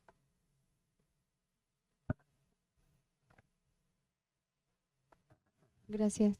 Yo soy parte de la Secretaría de Educación, trabajo en un centro de investigación y quisiera hacerte una pregunta a ti referente a cómo te acogieron en tu primer nivel de educativo en el que tú ingresaste a partir de que tú llegaste a Guadalajara. Es decir, cómo los demás niños se socializaron contigo. No sé si te integraste de manera inmediata o fue paulatino, o sea, ¿cómo fue esa experiencia que tú viviste? Pues bueno, la verdad es que si algo ya puedo juzgar, digamos, siendo adulto respecto al tema, es que depende mucho de la educación que se recibe en casa, ¿no? Y hay de todo, ¿no? O sea, la adaptación va desde aquel que va contigo por curiosidad, ¿no? Y dice, bueno, ¿qué es Colombia? ¿no? Tienen como esa duda de querer saber si allá se habla otro idioma, si no, qué significa, qué no, y que digamos que esa amabilidad o esa cercanía viene desde la curiosidad, ¿no? También está los que lo hacen un poco más desde el rechazo, que podríamos identificar diferentes razones, ¿no? Familiares, estructurales, culturales, y es es diferente, ¿no? Porque también, o sea, yo hoy en día pues tengo un acento muy reducido, por no decir casi nulo, de lo que es el acento colombiano, ¿no? Pero hay personas que cuando recién llegan y cuando yo recién llegué, pues uno tiene un acento más marcado, ¿no? Entonces eso puede implicar un rechazo del por qué hablas diferente, qué significa, habla bien, ¿no? Entonces también implica por ese lado, pues por ese lado implicar un rechazo. Y en tercer lugar, discusiones, me tocó en una ocasión, muy curiosa, cuando estaba precisamente yo ingreso a quinto de primaria aquí en México, y compañeros haciendo bueno, de quinto de primaria, ¿no? Pues qué nivel de análisis podemos tener que no sea de tan amplia amplitud respecto a la importancia que tiene un país por sobre de otro, el por qué una cultura es mejor que otra, ¿no? Ahí, digamos, tuvimos la ventaja, o tuve yo la ventaja de que la profesora intervino a decir, no, es que esto no es un tema de qué país es mejor que otro, ¿no? Es un tema de cultura, ¿no? Pero no es en todos los casos, ¿no? O sea, no siempre hay veces que los profesores también entran en ese tipo de discusiones, ¿no? Y les voy a decir por qué, porque precisamente esta pregunta me permite comentar otra experiencia. Cuando yo estoy en tercero de secundaria, tengo la fortuna de ser el mejor promedio de las generaciones que había de tercero, y eso implica una distinción que se acostumbra mucho en México, y es ser el abanderado en una escolta, ¿no? Pues bueno, eso prácticamente generó una discusión sociocultural impresionante en la secundaria, o sea, entre compañeros que querían el lugar, entre profesores que de verdad se rasgaban sus vestiduras respecto al cómo es posible que una persona que no nació en este país porte el lábaro patrio. Y entonces son discusiones que, digamos que uno puede comprender un poco. La historia de México es muy nacionalista y tiene el porqué, no tantas intervenciones, pues nos han dejado una cultura muy de cuidado y de prevención al extranjero, ¿no? Pero supongo que no hay mucho pecado en portar una bandera al estar en una secundaria, ¿no? Y más porque pues implica, ¿no? Cuestiones culturales diferentes, ¿no? Entonces, en ese primer contacto que yo tuve, viví un poco de todo, ¿no? Eh, en el cual hay rechazo, hay empatía, pero siempre hay un sentimiento que permea mucho en el que queda siempre muy claro, pues que uno no pertenece a ese lugar, ¿no? Porque el que te atiende por curiosidad, pues te denota, te ve como una diversión, ¿no? Quizá no de una mala forma, pero sí te ve como con esa curiosidad. El que te rechaza se nota. Y hay profesores que fomentan eso. Yo creo que se ha trabajado y yo aspiro a que hoy en día sea menos, pero también depende mucho de donde uno venga. No es lo mismo ser migrante del norte que ser migrante del sur, ¿no? El norte siempre es muy apreciado en general, no todos los casos, pero es una cosa muy distinta, pero es una cosa muy distinta al ser del sur, ¿no? Porque exactamente, exactamente. Pero en general, pues el ser del sur, y en mi caso no me toca tanto porque por lo menos vengo de un país que genera una discusión bien peculiar, ¿no? Por evidentemente la cultura que existe, pero el ser, por ejemplo, de Centroamérica, porque digamos que otra experiencia que adquirí es que uno forma lobbies sin quererlo. O sea, uno se encuentra con otros extranjeros y es, ¿qué te ha pasado a ti, no? Y entonces es como empieza uno a correlacionarse. No son tantos los casos, pero te acompañas, ¿no? Y se vuelven como tus amigos, ¿no? Dependiendo de dónde vienen y te das cuenta que dependiendo de otros lugares son otras historias. Entonces, yo creo que es eso, justamente. Fue una experiencia muy diversa, pero siempre te deja ese sentimiento de, bueno, no pertenezco aquí, justamente. No. No, Bien, no sé si hay alguien más. Ay, ok. Buenas tardes. Mi nombre es Miroslava, vengo del área de sistemas de control escolar, ahora de media superior y superior docente. Me llamó la atención lo que comentabas en cuanto a cómo te tienes que fijar muy bien en los datos que registran para emisión de tus documentos. Comentaba, por ejemplo, la licenciada Carmen de que cuando piden ese cambio, si la persona ya está en una edad adulta y requiere que se le cambie su certificado o su título de apellidos, pues es el cambio de una identidad. ¿Y qué crees? Los mandamos literal hasta el último certificado emitido o el primer certificado emitido. Y para esto, pues pareciera que es muy burocrático el tema, pero sí llega a ser muchas veces el desconocimiento de las mismas escuelas. Yo me doy cuenta de que se emite un título y ya después vienen a pedir la cancelación y es un tema engorroso. Y todo es porque noto yo que las mismas instituciones educativas no tienen como esa sensibilidad o todo el conocimiento, creo yo, de todo lo que conlleva el no registrar o el no tener el dato claro.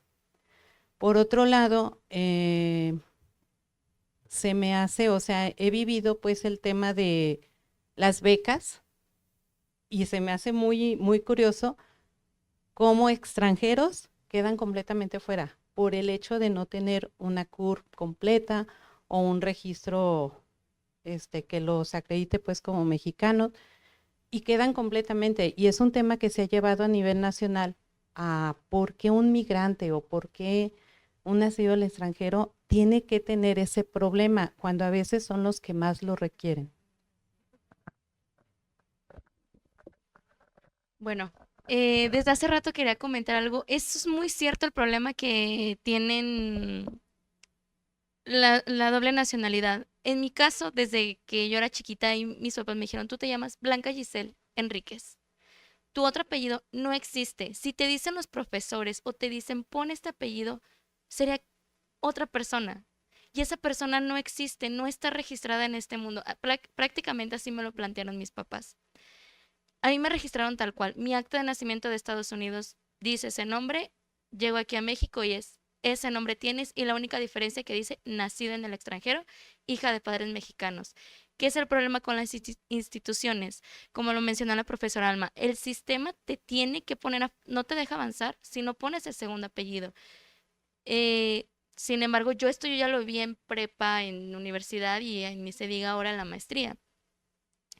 Pero sí, me ha tocado muchísimos casos, por ejemplo, mis primos, donde dicen, oye, tengo que ir a Estados Unidos, me piden tengo que sacar mi pasaporte americano y te piden tus documentos de institución. ¿Dónde has estudiado aquí en México? Tal y tal. Y lo primero que les dicen es que aquí no aparece otra persona. Tu segundo apellido ya no existe. Entonces, ¿cómo te puedo facilitar un pasaporte americano si no existes? Que eso también ya es culpa de los papás o no culpa, un desconocimiento o que no tuvieron un buen acompañamiento en estos trámites. Yo en el tema de las becas, actualmente no podemos tramitar una beca, pero por problemas muy diferentes, entonces yo nunca he tenido ese problema. Pero sí, afortunadamente, qué bueno que trabajan en eso. Yo hubiese querido tener eso en secundaria y en primaria, porque la verdad, ¿cómo le dices a una niña que tu profesor te está insistiendo? Es que tienes que escribir tu nombre completo. Y uno dice, bueno, mi nombre completo es este. No, pero el segundo apellido. Es que, y al final de cuentas, a mí el problema que tuve de mi título en la universidad, me dijo la señorita, es que en tu acta de nacimiento vi que tu mamá se apellidaba Blanca Lorena Flores. Y yo, pero ella lo dedujo. Y yo, bueno, muchas gracias, qué bueno que checaste, pero me causaste un problema. Entonces son trámites y trámites y trámites. Y que uno tiene que estar, que bueno, ya a esta edad ya no es tedioso, ya es como que ya sé qué tengo que hacer. Inhalo, exhalo y me tomo mi tiempo para ir. Y es estar checando. O sea, yo la semana pasada tuve que ir, bueno, señorita, aprovecho para decirle que no es mi apellido, simplemente el sistema no me dejaba avanzar y yo pensaba que ustedes al ver que era NA ya sabían que no aplicaba. Bueno, pero ¿por qué te registraste así? Bueno, pero porque no me deja avanzar la plataforma. Entonces, cada vez hay más visibilidad en esa situación, que también a la vez que hay más visibilidad, es más problema. O sea, sí es más recurrente, ya es como, si naces en Estados Unidos, si nunca habías tenido el gusto de poder regresar a tu país y cuando quieres ir, ya es como, yo tengo este problema. que ya hay más herramientas para manejar esa situación. Pero a pesar de todo, de todos estos logros que se han hecho, aún sigue habiendo ese problema y creo que todavía se tiene que trabajar mucho en ello. Muchas gracias. Justo esa es nuestra siguiente y última ronda. ¿Qué recomendaciones harían ustedes desde su experiencia, cada uno de los que están acompañando aquí la mesa y también allá que nos están acompañando? ¿Qué recomendaciones harían a las autoridades educativas para que este derecho, pues sea, el derecho a la educación sea lo más fluido posible, ¿no? Bueno, yo diría que para no extenderme demasiado, primero es un tema de sensibilización. O sea, yo creo que se tiene que sensibilizar al cuerpo administrativo, al cuerpo docente y sensibilizarlo en dos temas, ¿no? En un tema que es el trámite burocrático y lo que implica y lo que significa el que conozcan este tipo de eventualidades, ¿no? Digamos, por ejemplo, yo a diferencia de mi compañera, pues bueno, porque en Latinoamérica todos tenemos dos apellidos, yo no me enfrento a ese tipo de problemas, mis problemas son otros, ¿no? Entonces ajá, exactamente, ¿no? En Brasil es otro caso. Entonces, dependiendo del lugar, hay que entender que existen diferentes situaciones y que el cuerpo administrativo y docente sepa cómo actuar ante ese tipo de situaciones, ¿no? Una sensibilización. En segundo lugar, yo creo que hay que mejorar la intercomunicación, ¿no? A mí me da mucho gusto escuchar lo que nos dicen acá por este lado, que justamente pues ya existe una vinculación con las delegaciones regionales, que probablemente muchas cosas que yo viví en este punto de la historia pues ya se ha ido resolviendo, ¿no? Y eso es algo bueno, ¿no? Hay que mejorar esa intercomunicación, ¿no? Y yo creo que esa intercomunicación siempre tiene que ser con el Instituto Nacional de Migración y con la Secretaría de Relaciones Exteriores, porque son los que siempre tienen como digamos la carta manual de cómo funciona ese tipo de situaciones, ¿no? Y yo creo que eso es algo que tienen que resolver con todos los directivos, ¿no? Y homologar. Y tienen que homogeneizar también todo lo que tiene que ver con este tipo de situaciones, porque hay otras instituciones que no dependen directamente de la Secretaría de Educación Pública o que tienen, digamos, otro tipo de funcionalidades que finalmente pues son parte del sistema educativo y que también hay que atenderlo. En tercer lugar, yo creo que hay que mejorar el acompañamiento a los padres de familia. O sea, yo creo que no siempre los padres de familia se equivocan con este tipo de trámites por dolo, o sea, realmente es porque no lo saben y también quién se los dice. Hay muchas cosas que mi mamá y mi papá tuvieron que aprender, que yo tuve que aprender y eso es equivocarse y es volverlo a hacer y bueno, es un sinfín de situaciones. Entonces yo creo que es el acompañamiento también de este otro lado, ¿no? Y que es más cultural, porque yo creo que la inclusión, pues la inclusión son tantos temas, o sea, la inclusión es de género, la inclusión es de cultura, la inclusión es de lenguas, la inclusión es de nacionalidades. Entonces son tantas aristas que se tienen que tratar que nosotros digamos que solamente somos una fracción del pastel, ¿no? Pero que también es importante, ¿no? Y más cuando precisamente uno termina con trámites truncos porque resulta que hay cosas o hay 10 escalones más que un mexicano normal, porque digamos que así parecieran, ¿no? Mexicanos normales y nosotros.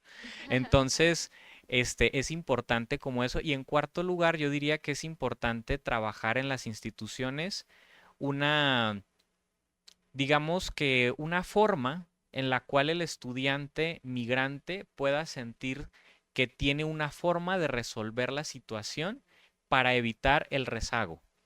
Porque digamos que en nuestros casos son situaciones en las que decidimos, tenemos los medios, sea cual sea la razón, pero aquí estamos, lo logramos, supimos cómo resolverlo, inhalamos y exhalamos y vamos a la instancia que sabemos que tenemos que ir. Pero ¿cuántas personas no pueden volver otro día? ¿Cuántas personas no pueden pagar una certificación cara? ¿Cuántas personas sí necesitan esa beca que no pueden tener? O sea, ¿cuántas situaciones sí niegan el derecho a la educación por el hecho de ser migrante, ¿no? Y se supone que es universal y que aparte ya tenemos una reforma en el cual pues ya los derechos humanos premian por encima de todo por encima de todo, ¿no? O sea, el principio pro persona, gracias reforma. Entonces yo creo que eso hay que trabajarlo, ¿no? Hay que transitar. La educación es un derecho tan fundamental que no puede ser posible que por burocracia, por falta de voluntad política o por desconocimiento, pues hagan pasar a las personas un mar burocrático que a veces los ahoga y ahí se quedan. Entonces el derecho se ve trunco porque siempre la respuesta es, no, es que no se les niega, nada más tienen que hacer más cosas. Sí, ¿no? Pero pues en lo que transitan todo ese mar, ¿qué pasa? Entonces yo creo que ahí es donde radica, ¿no? Esa sensibilización y esa facilidad y flexibilidad para los trámites. Mi compañero ya dijo más que suficiente. Qué bárbaro. Pero yo siempre, se escuchará muy romántico, pero incito mucho a los docentes, a mis compañeros que actualmente están en el área de educación, a que así como les enseñan talleres de primeros auxilios o los últimos años, yo he sabido y espero no equivocarme, que manejan mucho el tema psicológico, si ves a un niño excluido, si tiene algún problema, eh, por las redes sociales, digo, ahorita han hecho que muchos niños pues tomen el problema, no sé, el suicidio, la discriminación por sus cuerpos, demás.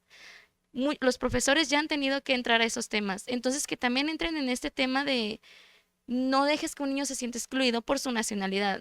Digo, no le des comentarios, vuelvo a repetir mis casos. ¿Qué tenían que comentarme un profesor a mis 6 años? A ti no te enseño esta palabra porque tú ya lo sabes. Y no sabe el profesor si yo sabía o no. Entonces yo era la apartada del grupo porque sí es cierto. Yo ya sé inglés y no lo sabía. Entonces, yo invitaría mucho a los docentes, no sé si hay, aparte de mis profesoras, pero más que nada en el área de primaria, de preescolar, de secundaria, que incluyan mucho este tipo de alumnos, que sí están dentro de un salón, pero que lleguen mucho a preguntar, bueno, no pueden estar 24/7, mi niño, ¿estás bien? ¿Te sientes incluido? Claro que no, pero que manejen mucho ¿te sientes en este grupo? ¿Te han hecho algún comentario por tu idioma, por tus rasgos, por tu forma de hablar, como dijo mi compañero, por tu acento, demás? Digo, no es nada más otras nacionalidades, es el simple hecho, indígenas, que aquí en México hay muchísimos casos de esos. Entonces, yo invito mucho a los profesores que tomen ese tema, así como primeros auxilios, así como psicología, que también tomen este tema de la nacionalidad. No sé, un taller que ellos entiendan los casos, 1001 casos que existen. Entonces, creo que ya no podría agregarle nada a mi compañero porque él ya me dejó sin palabras, pero yo incluyo mucho el tema psicológico en esto, entonces, psicoemocional, entonces, pues de mi parte sería todo. Gracias. Bueno, vamos a ver qué más se añade al decálogo de Daniel. Gracias. Bueno, pues yo traía ahí algunas escritas y creo que sí las voy a leer para que no se me olviden, pero agregué en el Inter 2 que creo que son importantes. La primera es como tener buena información, que muchas veces justo como te dan una solución a criterio porque es lo más fácil, ¿no? Pero no saben en el problema en el que te están metiendo atrás, ¿no? Y digo, más en el tema de identidad, pero me acuerdo que mucho del trabajo, por ejemplo, con el registro civil de Chiapas era, por favor, si es un niño o una niña mexicana, la recomendación era, pues crúcese a Guatemala, lo registra allá y entonces ya regresa. Entonces, pues no, o sea, porque el niño o la niña ya nacieron en México y entonces justamente, pues sí era fácil regresar, cruzar el Suchiate en esa época, ¿no? Hace 15, 20 años era muy fácil cruzarlo, la registrabas y regresas, pero todo lo que le estabas negando, justamente, ¿no? Ya a estas edades de poder tener bien una cartilla de vacunación, el acceso a la educación, ¿no? O sea, como toda esa parte que y ahora que estamos como en la época de que hacemos infografías para todo, pues qué fácil sería poder tener este tipo de catálogo de infografías de qué hacer en estos casos, qué hacer cuando se atora el sistema, a quién tengo que hablar, si me traen un acta con un solo apellido, ¿no? Entonces, como creo que sí, protocolos y de verdad, o sea, infografías que sean fáciles, didácticas, que las entienda la mamá, el papá, el niño, la niña, la de la oficina, ¿no? O sea, como pensar en otras herramientas didácticas de, pues, de pasar este tipo de información, ¿no?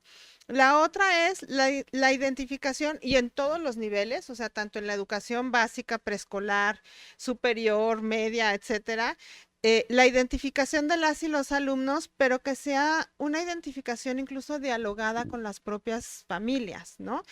Digo, identificarles en el tema primero, pues por el tema del idioma, creo que eso es muy importante porque a nosotros, por ejemplo, nos llegan ya después alumnos pues ya casi para terminar la universidad y que nadie les acompañó, por ejemplo, para aprender español. Porque como daban por hecho que son mexicanos, aunque hubieran estudiado del kinder a la prepa en Estados Unidos, nadie se tomó la molestia de decirles, oye, ¿sabes redactar en español? ¿Te ayudo? ¿Te doy un curso? ¿No? Entonces es importante también como ese tipo de necesidades. El acompañamiento psicoemocional justo se me hace súper importante y en todos los niveles, porque incluso siempre en la migración hablamos de que implica pues pérdidas y duelos, ¿no? Pero tan importante es para una mamá o un papá dejar a su hijo o a su mamá o a los abuelos allá, como para un niño o una niña es, ya no puedo ver mi caricatura favorita. Y no la puedo ver, o la veo, pero me dicen que no puedo siempre porque es televisión de paga. O sea, la televisión que los niños y las niñas ven en Estados Unidos, aquí es televisión de paga. Y además acabo viéndola en español, entonces ni la entiendo, ¿no? Entonces, hasta esos pequeños detalles es importante irles acompañando, ¿no? Entonces, para que justo su integración pueda ser mejor. Y bueno, ahora sí ya las propuestas que traía ahí. Una es, bueno, la aceptación de otros documentos para acreditar la nacionalidad, la identidad, incluyendo la matrícula consular, el certificado de nacionalidad que expiden los consulados en México y el documento migratorio, que son documentos oficiales que cumplen con los requisitos de un documento oficial. Facilitar los trámites de revalidación de estudios, ¿no? Que ya hay una legislación, que la apostilla y demás, entonces aplicarla. Desarrollar programas de apoyo para estudiantes en contexto de movilidad humana, particularmente en idioma español y en historia o cultura de México. Formar a las y los docentes desde la escuela normal y las universidades, o sea, ahí también es el compromiso que tenemos como universidades donde hay, ¿no? La carrera de educación, etcétera, ¿no? Como esta parte de formarles en el tema de la movilidad humana para que entiendan el contexto y los retos que implica en la educación, sobre todo ya en la práctica, en los niños y las niñas en el aula, en la escuela, en la universidad, ¿no? Entonces también como no pasarnos nada más la responsabilidad de ya cuando tienes al niño o la niña ahí, sino desde que estamos formando a los futuros profesores, cómo vamos acompañándoles en ese proceso. Incluir en alguno de los consejos técnicos, digo, sé que esto es más como de educación básica, pero igual como en esta cuestión de consejos técnicos que se puedan incluir los temas de movilidad humana para tener una sensibilización y capacitación de las y los docentes, ¿no? Y sobre todo también para tener el tema del intercambio de experiencias. O sea, es muy importante, no es solamente el decir, ay, ¿tú qué tienes? Yo no, pues fíjate, hay anecdótico, yo tengo un niño colombiano y una niña mexicoamericana, ¿no? Pero ¿qué experiencias? ¿Cómo le hiciste? Oye, mira, a mí se me está trabando esto. Ah, pues mira, a mí, ¿no? Ah, pues yo vine a una conferencia y me dijeron, Carmen y Miroslava que le podía hacer así. Ah, pues qué entonces, ¿cómo nos vamos intercambiando estas experiencias que nos ayuden a acompañarles mejor? Y por último, pues la importancia de tejer red en estos temas, ¿no? Incluso para cuestiones de asesorías, de acompañamiento, que requieran las y los niños y las mamás y los papás por parte de instituciones públicas, o sea, no todas las responsabilidades de la docente, o sea, si yo soy profesora de segundo de primaria, pues a lo mejor yo no sé cómo dar ese acompañamiento, pero puedo canalizar, o sé de una organización que lo hace, o sé de que hay un programa tal en el DIF municipal, ¿no? Entonces también como cómo poder ir tejiendo esas redes que nos ayuden a dar pues esos acompañamientos, ya sea mediante instituciones públicas, organizaciones civiles o incluso a veces las instancias internacionales tienen también programas de apoyo, ¿no? Sobre todo ahora que tan presente tenemos en México, pues que a la ACNUR y a la OIM, pues también decirles, pues si están apoyando, apoyen en estas cosas tan prácticas también, ¿no? Entonces por ahí lo dejaría, gracias. Bueno, creo que las propuestas han sido bastante claras, no hay que abundar, no hay que ser redundantes. Creo que un elemento importante tiene que ser el trabajo interinstitucional, es decir, hay instituciones que son claves, ¿no? El Registro Civil, la Secretaría de Educación, las organizaciones sociales, las OPD, o sea, que creo que tener una mesa interinstitucional dando acompañamiento a los asuntos que tienen que ver con las personas en situación de movilidad podría ser clave, ¿no? Otro tendría que ser en estos registros de control escolar, o sea, vemos que es un eje muy importante el control escolar para visibilizarlos y para prevenir situaciones que luego puedan complicar todo el resultado final en un certificado. Creo que sería importante hacer un seguimiento de estos registros, una evaluación permanente y tomar la decisión de qué otros indicadores en ese control escolar necesitamos para poder hacer ese análisis, ¿no? Y que no solamente sea el registro ocasional, sino de una manera permanente, como por ejemplo se hace en la unidad de política migratoria, saber quiénes son, y dar ese acompañamiento de manera específica, ¿no? Y digo que el trabajo interinstitucional puede ser importante porque hay distintos recursos en el sector público que pueden ser aprovechados. Entre las mismas comunidades migrantes hay condiciones que se pueden también, que pueden aportar, que pueden incluso innovar desde sus prácticas en los lugares de donde provienen, prácticas de educación, prácticas culturales que pueden enriquecer también las dinámicas escolares, ¿no? Entonces, creo que esta parte del consejo técnico me pareció que es muy importante, creo que ya están ahí los consejos técnicos, incorporar estos elementos de reflexión, hacer revisiones, creo que podría ser muy importante. Y bueno, a nivel de los OPDs, bueno, lo comento porque en el caso de la Universidad de Guadalajara, pues es hacer cabildeo, lobbying, como dicen, para que se modifiquen los reglamentos y tratar de humanizar el tema y de ser solidarios con estas poblaciones, ¿no? Bueno, esos retos que tenemos. Yo nada más voy a retomar lo que nos dijeron en la mañana, que también trabajamos con docentes. Pues una parte era poder ofrecer capacitación, sensibilización en las distintas regiones del estado, ¿no? Que es un reto que las personas se muevan y que tengamos tan centralizados luego las discusiones y los recursos en el área metropolitana, que claro, por población sabemos que eso también sucede, pero que podamos estar haciendo trabajo más en territorio y llegando a las escuelas en las diferentes regiones de Jalisco. La creación de protocolos o de lineamientos muchos más específicos, ¿no? Como decía Karina, a veces una infografía o una ruta, ¿no? De qué hacer en estos casos, a dónde puedo consultar, con quién puedo dirigirme. Obviamente no pensamos que se puede resolver todo desde el aula, ni desde lo administrativo, ni demás, pero sí poder tener la claridad de qué hacer en esos casos, ¿no? Hacia dónde recurrir. Entonces, los protocolos, los lineamientos específicos que se puedan generar dentro de la misma secretaría serían un paso hacia allá, ¿no? Hacia este trabajo en red. Nosotras también creemos, ¿no? Que dentro de todo lo que se hace es importante, porque incluso con funcionariado y demás, cuando tienen una ruta a seguir o una guía, ¿no? De qué hacer, es mucho más fácil también después accionar, digamos, o tener acción sobre las problemáticas, los desafíos. Entonces, bueno, eso fue también lo que nos comentaron en la mañana, para no repetir ya lo que se dijo, y también ahí cierro.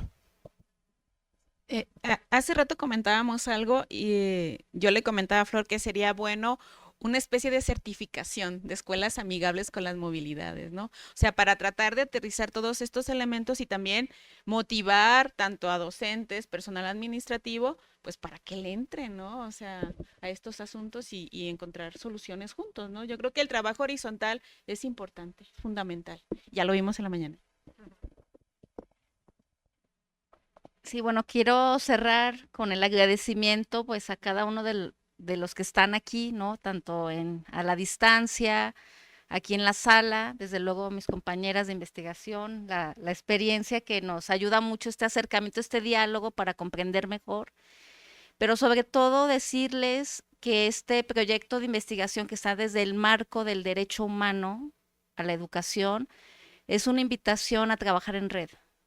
Es que ustedes tengan esta seguridad del diálogo en el que nosotros estamos entablando, y que por eso el espacio que se nos otorgó en este marco de Recrea Academy es con la intención de horizontalizar, que la investigación no sea de un grupo de las universidades donde van y hacen un trabajo de campo en algunas escuelas y se traduce en un artículo de investigación y ahí queda, ¿no? Sino que nuestro interés es efectivamente pues llegar a las personas. O sea, ahí es donde eso es lo que nos mueve. Nos mueve que estas barreras dejen de serlo y que es un movimiento, y aquí lo quiero abrir más, como bien lo decía a Daniel, desde una perspectiva de educación inclusiva. O sea, es un marco más amplio que sí pasa por mucho más sensibilización y mucha disposición. Todos los que estamos aquí, y les agradezco mucho también su presencia, es pues porque hay algo que nos tiene aquí y es prácticamente el decir, no puedo ser indiferente a que alguien pase por una dificultad para poder acceder a la educación o para poder permanecer en ella. Me parece inaceptable que contribuyamos a algún rezago educativo y peor aún a una exclusión educativa. Entonces, de alguna forma, yo invitaría a que todos los que estamos aquí, desde el rol que tenemos, ya sea como funcionarios de la educación, en el ámbito administrativo, ¿no? Aquí como nos acompañan, me da mucho gusto Carmen, Miroslava, desde el ámbito de la investigación, mis compañeras, doctorantes, maestrantes en formación que también están aquí, que nos acompañan desde la Secretaría en investigación, todos los que estamos aquí, ¿qué podemos ofrecer para juntos movilizar y que esto genere un cambio más rápido? Estamos en un cierre de un proyecto educativo, Recrea, se cierra políticamente hablando el año que entra, y me parece que dentro de las cualidades de Recrea de este proyecto ha sido el vínculo de la escuela y la comunidad. Hoy más que nunca me parece que la educación, entender la educación como un proceso no solamente áulica, sino un proceso formativo que pasa por la riqueza cultural de quienes forman la comunidad que está alrededor de la escuela, es también una responsabilidad de invitar y de escuchar más a los padres de familia, por ejemplo, cuáles son esas preocupaciones en esta ruptura de tejido social que se ve atravesada por desplazamiento, por violencia, por inseguridad, por cuestiones de falta de acceso al derecho alimentario también, pues nos invita a que juntos podamos ofrecer desde nuestro propio rol lo que podamos hacer, pero pues por eso les digo, es una invitación, estamos en el ITESO, en la Universidad de Guadalajara, en la Secretaría de Educación, Pati, Lía Sañudo, Yolanda Quintero, pues a sus órdenes para quien quiera enlazarse. Muchísimas gracias.